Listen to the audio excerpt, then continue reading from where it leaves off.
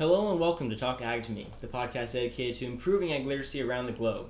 Today I'm joined by my co-host, Evan Garcia. What's up, people? And we have a special guest today, filling in Abby's spot. We have with us Macy Wilborn. Hi. So, Macy, why don't you go ahead, before we get into our episode today, talk a little bit about yourself and what your involvement is in FFA and agriculture and that sort of thing. So my name is Macy Wilborn, as he stated, and I go to Tulare Western High School, and I've been involved in the FFA for all 4 years of my high school career, and I've also been involved in ag since I was born. I was born and raised on a ranch with my parents. We raised beef cattle, kind of as a side hobby and for sort of profit, and I've been showing beef cattle, both heifers and steers, for a very long time. So that's my background in agriculture. All right, perfect. So today's topic, guys, is going to be a little bit of a hefty one. It's one that I've wanted to cover for a long time, but you need to take the right amount of time to do this sort of topic just because of how important it is and how many people are passionate about this kind of thing. But we're going to be tackling animal rights today. Well, more animal rights versus animal welfare, what people believe on both sides. So in addressing that topic, we're going to go over the actual issue itself, kind of define some terms, and go over that sort of thing, maybe even the origin of where it all came from. And then we're going to open it to kind of just an open discussion where we'll talk about both sides and what they both believe and kind of just go from there. Because of this caliber of topic, this might go a little bit longer, and if it does, I'll split it into two parts like I did with the urbanization episode, but it'll kind of just it'll depend on how much we want to talk and what exactly we want to say. So, that being said, I think we're going to start off here just by explaining what exactly animal rights are and what animal welfare is. So, there's an article that is posted by Southern Fried Science. It's an article that Evan and I have used in a bunch of speeches on this topic, and it states that animal welfare advocates for strict adherence to humane practices to reduce stress and suffering. So, they still believe in the use of animals for human purposes or human benefits, as long as those animals do not suffer unnecessarily or have any unnecessary treatment or pain that is negative. Whereas, on the flip side, animal rightists believe that animals have fundamental rights, and they may even advocate for a Bill of Rights of some sort. It's basically saying that animals are equivalent to humans in how they should be treated, in how they act, and how they think, and they basically believe that animals should not be used for agricultural purposes, that we shouldn't be allowed to eat them or use their byproducts for any of the daily things we do use them for. And this is kind of where the controversy sparks. So where do you draw the line, animal rights versus animal welfare, and how far is too far in terms of using animals for various things? And then there's actually a third faction that I'm going to kind of go over just a little bit. It's called animal protectionism, and it's one that people don't really know a whole lot about just because they're a little bit more quiet. They believe a lot of the same things that animal welfarists believe, that animals should be used for human consumption, that there's no problem with animals being used as long as they're not used inappropriately. And the only difference between them and animal welfarists is they don't believe in hunting for sport. They don't believe in, if you hunt to feed yourself, then from what I understand, that's okay. But they don't believe that the improper exploitation of animals for just game and sport purposes is right. So those are kind of the three main factions we're going to be talking about here. Mostly animal rights versus animal welfare. It tends to be the one that's the most popular. So going into that, I think that pretty much sums up what this all goes down to. Oh, one quick statistic I want to throw in there before we start. There's an article by Gallup that states that, I believe it's 32% of Americans believe that animals should be given the same rights as people. So 32% of our population is on board with the animal rights side of this, and 62% say that they deserve some protection but can still be used for the benefit of humans. So we tend to fall into that 62%. The 32% is the side that we're going to have to be discussing today. But yeah, so facts aside, this is kind of going to be open into the discussion aspect of this episode.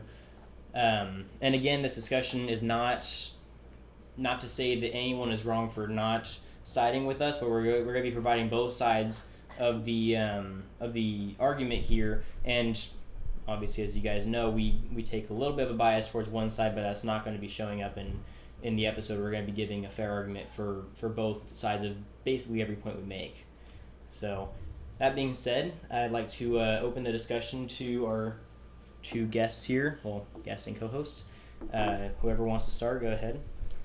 I think adding on to your statistic that you stated, I also have another statistic here that states 20% of the population is employed in agriculture, and I think that is one main factor of people not really understanding what it is that people do in agriculture, and they don't understand that we're not trying to purposely hurt animals for fun. We're not trying to do anything like that, but we're using them simply for purpose.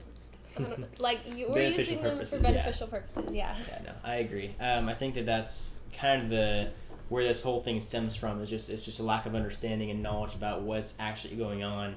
I mean, obviously that not all animal rights supporters are activists like we see on social media. A lot of them are actually pretty decent people. I've had conversations with people that are very civil about it, but they still believe what they believe. And it all boils down to they don't understand why we do what we do. I think that's something that needs to be fixed. And some of them do understand it and they still don't agree with it, which is acceptable. It's just, as long as you understand what you're talking about, then I don't really have a problem with you saying whatever you're going to say. That being said, Evan, you got anything you wanted to add to that first point? I can listen to you talk about this all day. Fair enough. One more thing to add on to that is, again, this podcast is dedicated to improving ag literacy and to promote agricultural education of any kind. So that first point I think was a good one to go over, the lack of understanding of that, because that's something that we as part of this project are trying to improve upon. Just educating more people about the issue, and maybe not necessarily changing their minds, but just making sure they understand more of both sides and why we do what we do and how important it is to the world. So. I think one of the most important things is getting out information from both sides, but also making sure that it's actual facts and not just making stuff up, because there are social media is one huge way that a lot of pictures and videos and articles get out there. Right. And I just saw a video last week that some animal rights activists posted on, I think it was Twitter and Facebook maybe, and it was of a steer in a tilt chute getting its hooves trimmed. And, I saw that. And they said this is basically a death trap for cattle. They put them in here and then it shakes them side to side and up and down and tortures them and squeezes them and kills them, and that's not at all what it was. And so people who have no idea what it is, they see this and they're like, oh my gosh, that's so sad, I can't believe people do that. So then they see someone driving down the road with a chute on their trailer and they're just like, oh my gosh, those people are cattle killers, how dare they.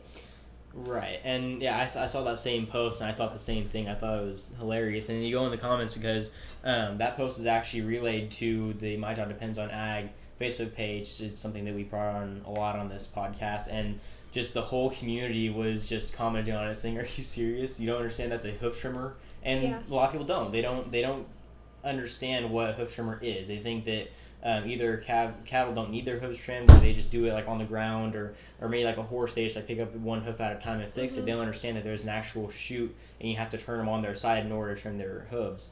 It actually relaxes the animals too. Right, yeah, that's something that a lot of people don't really take into account. And these animal rights activists, whether or not they actually know what the thing is, they see that as an opportunity to take advantage of the agriculture industry because it looks bad. My dad is a hoof trimmer. That's what he does for his daily job, and it's not at all painful to the animals. They walk into the chute perfectly fine, and belts will go up under their stomach, lift them up, and it's actually, like Evan said, really comfortable, really relaxing for them. And then they just sit and get their little pedicure, and then they put them back down and they go on their way. Yeah, absolutely. So yeah, that's one thing. I'm glad that we kind of got into the social media aspect of that, because I think that's something that's kind of been a big kind contributor to this issue growing as large as it is, because I talk about all the time how way back in the day, I mean, people harvested their own food. They had chickens in their backyard, or they had a neighbor that had cows and they would go over and get milk. This was back before like the kind of larger farms started to become a thing. Just a few decades back, a lot of people farmed for themselves, and at that point, ag literacy was not much of an issue. So animal rights wasn't much of an issue either, because people understood that that's how you needed to live.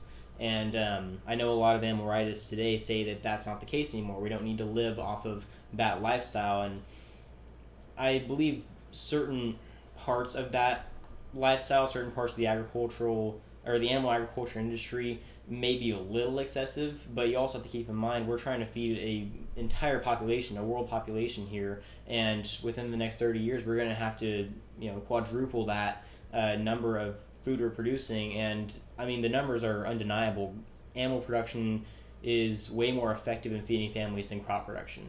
Not to say you don't need both, and not to say you couldn't live off of just crops for the rest of your life. It probably wouldn't be the happiest lifestyle. I think I love my steak, but it's kind of I don't see the usefulness in an argument that says that we should just get rid of all animal farms because they're hurting animals, when that's what all three of us know, and a lot of you listeners know that's far from the truth. I'm not sure if it's more of a matter of just, like we said, people are not understanding the issue, or maybe they don't they're not appreciative of all the steps that these farmers go through, or they think they can get attention. I'm not sure what exactly is the underlying influence in all this. I was listening to an interview the other day with Ingrid Newkirk, and she's the founder of the PETA, the People for the Ethical Treatment of Animals organization, which is one of the largest and most famous animal rights organizations in the world. And she was having this interview, and she was basically myth-busting, I guess, a lot of the myths about animal rights. Just a lot of stuff that the media has posted about. Like there was an old story about PETA activists that took buckets of blood and threw them on celebrities wearing fur coats. And she said that didn't happen. I haven't seen enough of the evidence to say whether or not it did. But she's also going through a lot of the arguments about basically that we don't need animal agriculture to sustain ourselves. And I just could not be more opposed to that idea. Not to say I'm opposed to the production of crops, but one steer. This has actually been recorded. I don't know what the actual source is, but there's been several studies that show that one steer, I mean, anywhere from 1,100 to 1,400 pounds, has enough meat on it to feed an entire family of 5 for a full year. That's been proven. I have friends that have eaten off of their one steer for an entire year. It can be done. And of course, you're going to need a more balanced diet to process all of that, but that just shows, I mean, how many acres of corn are you going to need to feed that same family that one steer took care of? Mm-hmm. So it's just, in terms of the actual sustainability, I think the animal agriculture is much more sustainable than it is harmful, whether that means to the environment or to the animals themselves. I haven't seen enough evidence to prove otherwise. Yeah. I think that what some people may perceive differently, or I don't want to say wrong, but they think that people just kill animals for fun, and some people do, and that's their decision. It's whatever, but a lot of people need to survive off of hunting and eating meat and different things like that. That's part of their everyday life, because like Brendan said, one steer could feed a family 5 for a year. How much corn do you need to do that?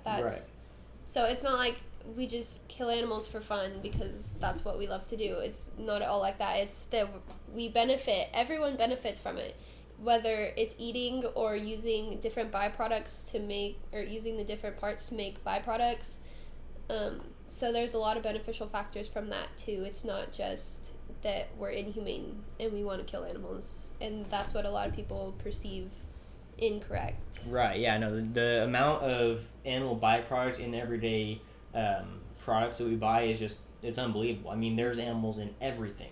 Yeah. We actually just saw we were looking through pictures the other day, and I found this old picture I took at fair a couple years ago of like this board, and it said all of the byproducts that on average most beef animals produce. And you had things like obviously like footballs, and you had like leather seats in cars, and then there was one that kind of surprised me. The keratin that's produced by the hooves of cattle are used to create the foam that firefighters use to put out fires. I didn't know that. That's something that's kind of surprising. And there's a lot of different things. I mean, gummy bears are made out of animal fats and bones, and there's all kinds of different foods, and there's all kinds of different products that are made from animals that we don't even think about. And so it's kind of just interesting to say, because if you go into a slaughterhouse, they do not waste anything. Everything goes into a special spot. They have it all designated for certain areas and certain departments it's going to go to, and businesses take all that stuff and they turn it into something else. It's amazing. I mean, no part of the animal is wasted because we can't afford to waste any part of the animal. And that's something that I think is often taken for granted, and a lot of these people that are arguing that don't realize how much we really depend on these things for more than just food, for everything. Evan, you look like you wanted to say something there. Yeah. Brennan makes a really good point when a lot of people claim to be, not so much the vegetarian, but more of the vegan side. You see more extreme people, especially even celebrities and famous people that claim to be vegan for the safety of the animals. However, they're wearing fur coats or leather and driving nice cars with leather in them, and seem to have no idea that right there, that's as much as the animal as eating it. So not only do they not understand that the practices to get these products are mostly done humanely, they don't understand that they're using the products that they're fighting against, which is kind of counterproductive in their part. Yeah, no, it's insane. Like, I didn't get to read this whole article, but I found this article and it was listing all the different animal byproducts that are used to produce all these different things, and it was crazy. Like, correct me if I'm wrong, but I thought I saw something about like computer chips have something from an animal in them, and I don't remember exactly what it was now. I'd have to go back and find it, but like everything has animals in them, everything. And it doesn't matter if it's pigs. I mean, pigs are saving human lives. There's a lot of transplants using pig organs that humans are compatible with because pigs have very similar digestive systems to humans, and that saved a lot of people's lives. You have pig hearts in people's bodies. They're saving their lives. And like, it just comes down to, like we mentioned earlier, where do you draw the line? I mean, is it wrong to kill an animal if it's going to save a human? And even if the animal rights activists want to say that animals are equivalent to humans, that's still a life for a life. So it's like, how do you justify not killing an animal if it can save a human? That's obviously going to live a lot longer. It's obviously going to be more of a production to the society and that sort of thing. I think those are a lot of the questions that... More of a production. It's going to be the only production to society because if you save the pig and let it roam free, there is no production to society. That's true. Unless you store that bacon and all that good stuff it's going to give you, and you eat it. Yeah. No, yeah, exactly. It's true. And a lot of people also misunderstand what goes on when an animal is actually butchered. They think that we just take any old calf we see out in the pasture and, okay, we're going to go butcher that one today. There's a process that goes in, and a lot of animals, which there are animals designated specifically for beef, they're supposed to be butchered at a certain time, but a lot of animals, I mean, dairy cows and a lot of reproductive animals, and even a lot of like younger calves, they are given a good amount of life before they're butchered, because there's literally no productive value in butchering something that's young enough to not produce any good meat. Of course, there's veal calves, but that's a whole separate can of worms. You have something you want to add on there? But yeah, so you have like, because I always talk to kids about this. They're hesitant to show steers because they don't want their steer to get butchered. Like, they're worried about their steer getting butchered, and they always ask me, how can you show an animal, raise it for an entire year, and then watch it go onto that trailer knowing it's not going to come back? I said, because I know I gave it the best life I possibly could have. That thing was pampered. It had a better diet than I do. It was in front of a fan 24 hours. It had clean water, a clean pen, and that thing got better exercise than I get on a daily basis. And I know it's going to be going on to feeding the world and making the world a better place because I did a good job to make sure of that. And it's like, it's not a matter of I just sold my pet. It's not like I sold my dog to go and die. making sure this animal, you never get into an animal agriculture industry without, without the expectation that things are going to go wrong. And by go wrong, I don't necessarily mean like catastrophes, like your steer like up and gets pneumonia and dies, because those are common too. But I mean like go wrong in the sense that you're going to have to get rid of those animals at some point. Yeah. Because if you go into it happens every year. You have kids who get so freaked out by their animals dying after fair that they buy back their animals and they keep them and get them fat, and then those animals get so fat that they can't even walk anymore, and that they're miserable because they're so overweight that it's way worse than just putting them out of their misery and letting them feed somebody to make them happy. Mm-hmm. And it's good knowing that you didn't raise this animal and then it's just gonna die and get thrown in the garbage. It's good knowing that what you did is benefiting someone else. You're feeding people with what you've done over the course of an entire year. Right, no, absolutely. And there's this, let me see if I can find it. Yeah, okay, so there's this Instagram page for this pig. It's called Pinky, the Hampshire pig. Have you heard of this? No. So there's this Instagram page for this pig.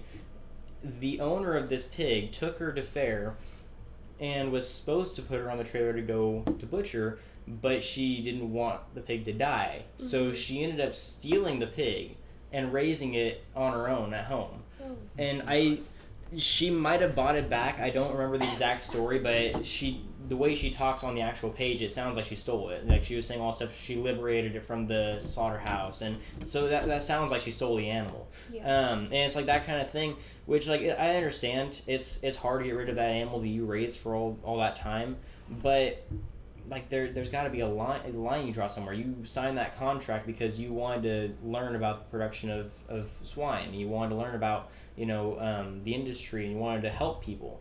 You can't be selfish and just take that pig back home and never ever butcher it. Just sit there, and what happens when it dies? What are you gonna do with it? It's probably gonna be old and gross, and this meat's not gonna be good at that point. Like, and she posts pictures of her like cleaning the pig's pen, and she's like barefoot while she's cleaning the pen. And that's a really good way to get hookworm.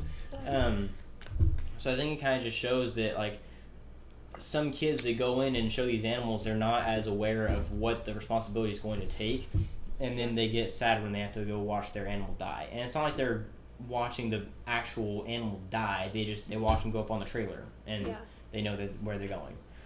Yeah. One year at the fair, I didn't show a steer, but I showed a goat. And I've been around cows my entire life. I know how it works. You raise the cows, then they go to feed a family. Right. But it was a little harder for me to do a goat because it was all little, it was so cute, and I was like, I've never eaten a goat in my life, so I was like, nobody's even gonna eat him, like, this is so sad. But then whenever I was feeling like that, I was like, this is so sad, I don't know why I signed up for this. So I started doing research, and I realized, okay, people actually do use goats, this isn't just going to waste. And then it made me feel a little bit better about where he was going. Right, and that's what really it all boils down to, is kids need to understand what the bigger picture of this thing is. And this goes further than just FFA students. Like, this is people in general that have to see this kind of stuff. I mean, Evan and I, in our second episode of this podcast, we were talking about how, like, you're driving down the highway and you see a truck with cages full of chickens, and people see that and they think that that's cruel and that's miserable and that's torture. Evan was talking about, well, you can't really stand up in your car either, like, you're kind of confined in that area. And it's something that was pretty funny at the time, but it's true. Like, what do you expect them to do? Just have like this open cage where they can just walk around the bed of the truck? Like, they're gonna fall out and they're gonna probably die. So like, people don't understand what goes into these industries, and they like to criticize these industries for being cruel or inhumane, and then they'll go across the street and buy a chicken sandwich without realizing that that's what they're talking about. Like, it's just a matter of, like, people need to be more aware. Kind of a double standard. Another thing that I was thinking about with this particular topic is a lot of people, I'm trying to find the right way to word this, a lot of the same people that are for animal rights will talk badly about criminals and call said criminals animals. So it's like those people are animals. Well, if you think animals should be treated like humans, then those criminals are not animals. So what do you think? Do you think animals are animals, or do you think criminals are just fine people who should be treated humanely, just like animals. Because if you're going to call them animals and not treat them like animals, then what's the difference? I actually regard my cows higher than murderers, so Exactly. But on that same note, I mean, there's always arguments of the environmental risks of having an animal agriculture facility. You know, they say all the time that cows produce more methane than anything else in the world, and on that, I don't agree. There have been tons of studies to show that animal agriculture actually produces way less methane than a lot of other more productive or more industrious, for lack of a better word, industries. I mean, like, you got the automobile industry. There you go. There you go. You got the automobile industry producing way more greenhouse gases than animal agriculture will ever produce. And, like, there is crop production also produces a decent amount of carbon footprint because you have like tractors driving in and out of the fields, and you have, you know, all this stuff going on. So it's like, why just blame the animals they're being farmed on, you know, the whole global warming issue? And they always say, well, we should release all the animals back into the wild and return it to its natural state. And I said, well, no, they're still pooping. Yeah, and they're still producing. That's still, yeah. And what are you gonna do? Just kill them all off? Because then you're the monster. Like, you just had a genocide of cows because you're worried about them leaving a carbon footprint. Like, and not to say that, like, I'm not trying to heavily criticize these people. I'm trying to poke holes in their argument of this. They're saying that it's not natural for us to keep animals in cages, but it's also not natural for them to drive cars or sit in their house or, you know, have the air conditioner on or even text on a phone. Like, there's a lot of things that aren't natural in the world, and that's good. We need things to not be natural, because then that makes our lives better. If everything was natural, we'd be living in trees right now. Yeah. And nobody wants to live in a tree. I'm sorry. But, yeah. So that's just my little, my mini rant on the whole natural issue. Kind of, whatever. Anyway, so there was one thing I wanted to go over. Do either of you know the actual origin of the animal rights movement? Yes. Evan, you want to enlighten us? No, because I'm not as good as... I don't know it as good as you do. So, animal rights they're like the protection Walt of... Disney. Correct.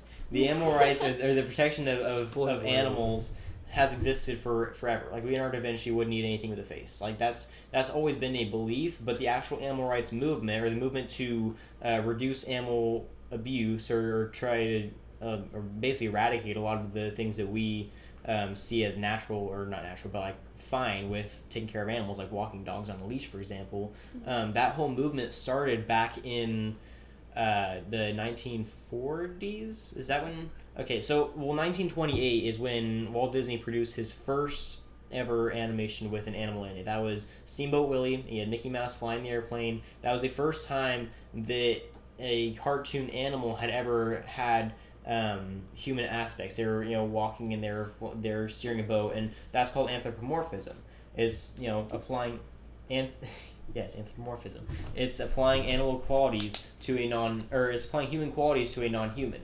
And so by doing this, they created, or Walt Disney unintentionally, because he wasn't trying to start this whole revolution, he created this whole stigma that animals are human now because they can do things that are human, even though it's just a movie. And this really didn't start to become an issue until the mid-40s. I want to say it's the mid-40s. I could be wrong about this. But when the movie Bambi came out. Because in Bambi, you had to watch his mom die. Yeah. And that was kind of the big, you know, that changed everything. Everyone saw hunting as bad now because you had to watch this deer who can talk. You had to watch his mom die. You had to watch him go through that emotional struggle of losing his mom. And animals don't go through that in the real world. If you shoot a deer or a doe, it's the baby's not going to realize. I mean, it depends on the age of the baby, but more often than not, it's not going to realize that was its mother in the first place. They don't have the same emotional connection that a lot of humans do. Yeah, animals at a very young age, and the wild animals detach from their parents very young, right? I mean, relative to humans, right? And you always see the videos of like the dairy workers pulling a calf away from the cow, and the cow freaks out, and that doesn't happen. I've pulled calves away from cows before and put them in hutches. You take them back 3 days later, it doesn't even remember that was its calf. They don't have the same cognitive ability that humans do to recognize. They recognize things off of smell, mostly. That's how most animals recognize things. And if like that's why if you take a bird away from its nest or a cat or a kitten away from its litter, it's not going to recognize it because it doesn't smell the same. So they think it's foreign. They don't have like they can't just look at it and say, "Oh, that's my baby," because they don't have that same ability that we do, and that's something that is very often looked over, I guess, for lack of a better phraseology, the word that we learned in the last episode. Hey guys, Brendan here. So I'm recording this after this discussion was over. It ended up being over an hour long, so I split it into 2 episodes, kind of like how we were talking towards the beginning of the episode that we might have to do that. So just like with urbanization, make sure you check out both parts to get the full conversation. It just gets better from here, I promise you. So yeah, I just wanted to cut in here and kind of let you guys know what's going on for next week. So yeah, I hope to see you again. And don't forget, if you ate today, thank a farmer.